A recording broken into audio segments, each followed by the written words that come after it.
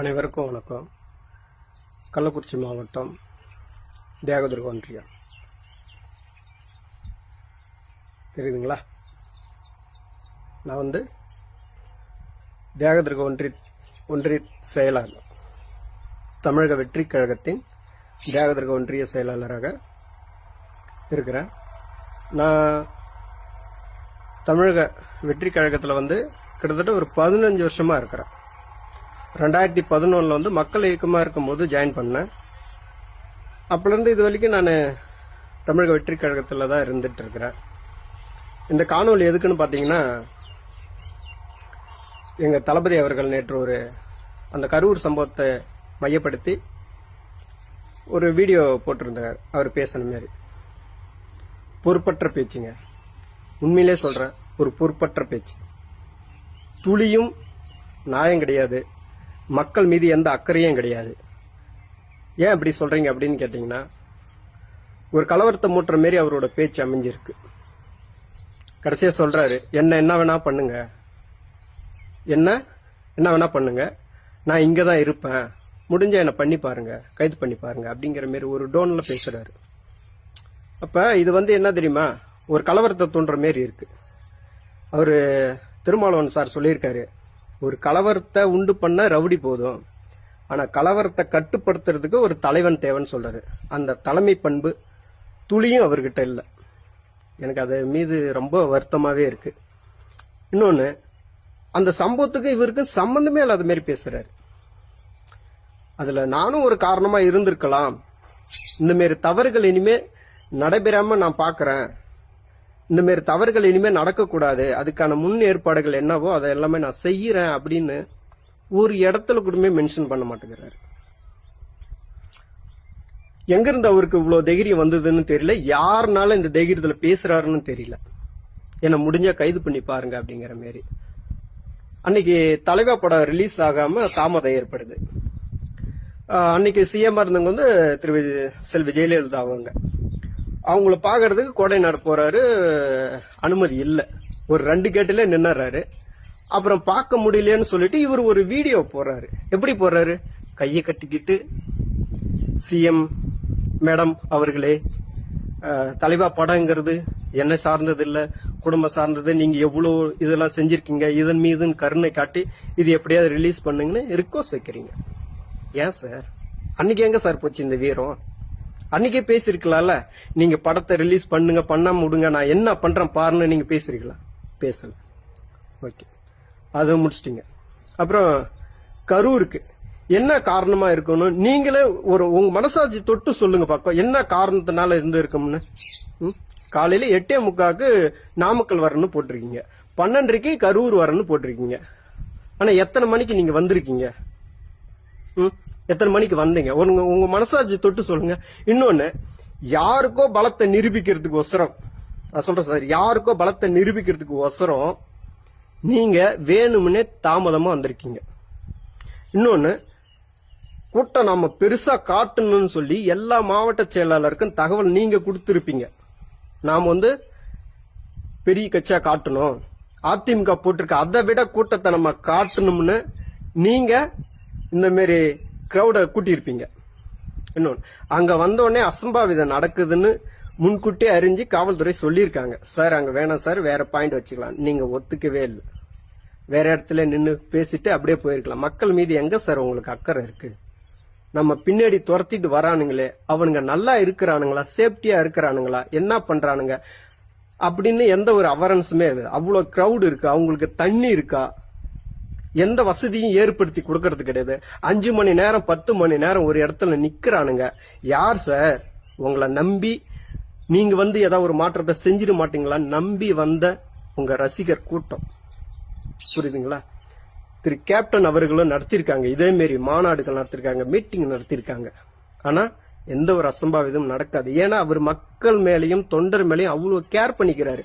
உங்களுக்கு மக்கள் மேலையும் தொண்டர்கள் மேலேயும் எந்த ஒரு அக்கறையா இருந்ததே இது வரைக்கும் தெரியலீங்க சார். உண்மையிலுமே சொல்றேன், உங்களுக்கு அது தெரியுமா தெரியாதானே எங்களுக்கு தெரிய மாட்டேங்குது. மக்களோட அடிப்படை பிரச்சனை என்னன்னு தெரிய மாட்டேங்குது. வெயில காத்துட்டு கடந்தா போறானு நினைக்கிறீங்க நீங்க. யார் அவன் இருந்தா போறானே, சார் ஐயோ நம்ம சொல்லியிருக்குமே, நம்ம 12 மணிக்கு சொல்லியிருக்குமே, அவன் நம்மள பாக்குறதுக்கோசரம் ஒரு 10 மணிக்கே வந்திருப்பானே, அவன் வெயில்ல கஷ்டப்படுவானுங்களே, நாம அவனோட கஷ்டத்தை தீக்கிறது தானே நம்ம வர்றோம், அவனை ஏன் நம்ம கஷ்டத்துல விடணும்? சரி நம்ம முன்கூட்டியே போய் பார்ப்போம், பார்த்துட்டு நீங்களாம் பத்திரமா வீட்டுக்கு போங்க, சேஃப்டியா இருந்துக்குங்கன்னு எங்குமே சொல்ல மாட்டேங்கிறீங்க, செய்ய மாட்டேங்கிறீங்களே. சார் சும்மா சினிமா ஷூட்டிங்ல சொல்றாங்க சார், நீங்க சொன்ன டைமுக்கு வந்துருவீங்கன்னு சொல்லியிருக்காங்களே, எல்லாமே நாங்க கேள்விப்பட்டிருக்கோமே. அப்ப சினிமா ஷூட்டிங்க்கு கரெக்டா டைமிங்க்கு போற ஒரு நபர் மக்களை சந்திக்க மட்டும் ஏன் சார் உங்களுக்கு இவ்வளவு டிலே ஆகுது? சொல்லுங்க சார். இன்னொன்னு சார், நீங்க அன்னைக்கு அந்த பிரச்சாரத்துல பாட்டு ஒண்ணு பாடுறீங்க, பாட்டலுக்கு 10 ரூபா 10 ரூபா, பாட்டலுக்கு 10 ரூபான்னு பாடுறீங்க. அவங்க வாங்கினாங்களோ வாங்கலையோ எங்களுக்கு தெரியல, சோ வாங்கினதா கூட இருக்கட்டும். உங்களோட படத்துக்கான ஓப்பனிங் டிக்கெட் எவ்வளவு சார்?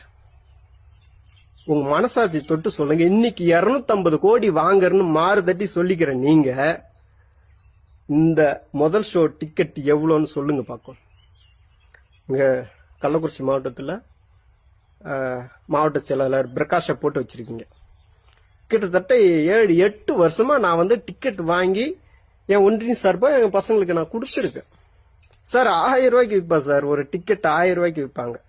இன்னைக்கு அவரை போட்டிருக்கீங்க, துளி கூட மரியாதை கிடையாது. ஏன்னா ஒரு டிக்கெட் கூட அந்த ஆள் இலவசமா தரவே மாட்டான். 1000 ரூபாய்க்கு குறைஞ்சது 1000 2000ன்னு வித்து காசு பாக்குற கூட்டம் சார். நீங்க எப்படி சார் ஊழியலை ஒழிப்பீங்க? நல்லா இல்ல சார், எவனுமே ஒழிக்கமானவன் கிடையாது. இன்னைக்கு கட்சியில போஸ்டிங் போட்டுட்டு இருக்கிறானுங்க, அத்தனை பேத்துக்கிட்டுமே ஒரு சின்ன போஸ்டிங்கன்னா 2 லட்சம் 3 லட்சம் 5 லட்சம்னு வசூல் பண்ணி வாரி குமிச்சிட்டு இருக்கிறானுங்க. பணம் தான் சார். ஓப்பனா சொல்றேன். வேற பரணி பாலாஜி அந்த ஆளு, அவர்கிட்ட போய் கேக்குறோம், இந்த மாதிரி உழைச்சவங்க இருக்கிறாங்க, அவங்களுக்கு எல்லாம் கொடுக்கணும். உழைப்பு யாருக்கே வேணும்? உழைக்கிறவங்களாம் வேணாம். பணம் இருக்கா? பணம் இருந்தா பதவி. உழைக்க ஒண்ணு மாரி 1000 பேர் இருக்கிறானுங்க, உழைக்கிறவனுக்கு தேவை கிடையாது. பணம் வச்சிருக்கோம்னா சொல்லுங்க அப்படிங்கிறாரு அவரு. இதுக்கெல்லாம் எங்க இருந்து தைரியம் வருது இவங்களுக்கு எல்லாம் இந்த மாதிரி வாங்கறதுக்குன்னு பார்த்தா, இதுக்கு முழுக்க முழுக்க ஒரே ஆளு ஆனந்த் தான். ஆனந்த், புஷி ஆனந்த். அவரு கொடுக்கிற தைரியத்தினாலதான் பரணி பாலாஜி பேசுறாரு, பிரகாஷ் வசூல் பண்ணி தர்றாரு. நல்லா தெரிஞ்சுக்க, இந்த குரூப்பை வச்சுக்கிட்டு நீங்க ஒண்ணுமே பண்ண முடியாது. எல்லாமே திருட்டு பயலுவ, காசு காசு காசு காசுன்னு அலையிறானுங்க. ஒரு ஒழுக்கம் கிடையாது. நான் விக்கிரவண்டி மாநாட்டிலே பார்த்தேன். நான் பக்கத்துல தான் இருந்தேன். எனக்கு அப்பவே அவ்வளவு பயமாச்சு. கிட்டத்தட்ட நானும் ஆர்வ கோளாறுல ஒரு 7-8 மணிக்கெல்லாம் உள்ள போயிட்டேன். உள்ள போய் 6 மணி வரைக்கும் சாயந்தரம் நீங்க வந்துட்டு போற வரைக்கும் அந்த இடத்த விட்டு அசைய முடியல என்னால. கூட்டத்தை தப்பு சொல்லல சார், நானு உங்களுக்கு நல்ல கூட்டம் வருது சார், நல்ல கூட்டம் வருது. ஆனா எந்த ஒரு முன் ஏற்பாடுமே இருக்க மாட்டேங்குது. எனக்கெல்லாம் அன்னைக்கெல்லாம் பயம். அன்னைக்கு நீங்க பேசிட்டு இருக்கும் போதெல்லாம் முன்னாடி இருக்கிற பேரிகார்டு, அந்த ஸ்பீக்கரு எல்லாத்திலயும் மேல ஏறிக்கிட்டு தொங்குறானுங்க. அப்படியே இந்த பக்கம் அந்த பக்கம் அப்படியே சாயுது. அன்னைக்கே எனக்கு உசுறு பயம்லாம் நிறைய வந்துச்சு சார்.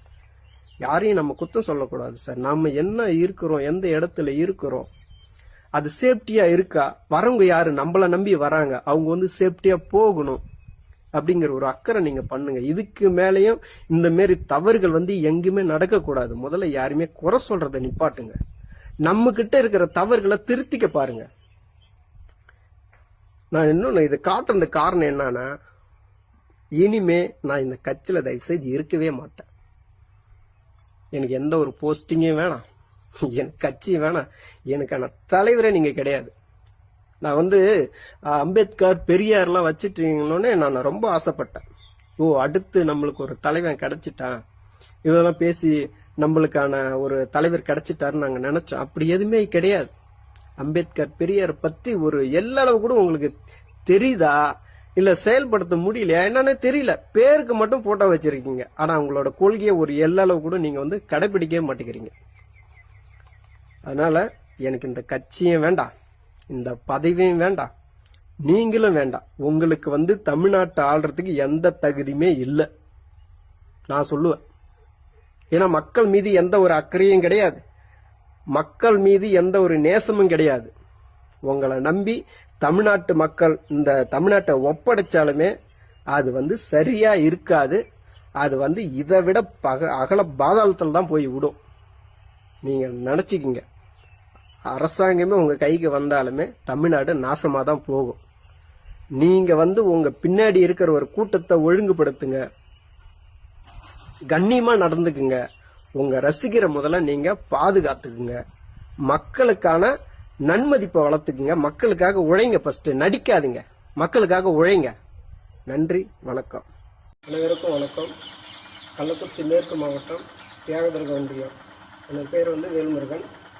நான் இன்னைக்கு காலையில் ஒரு 11 மணி அளவில் தளபதி அவர்கள் நேற்று காணொலி பேசியிருந்தால் அதை குறித்து ஒரு விமர்சனம் செய்திருந்தேன்.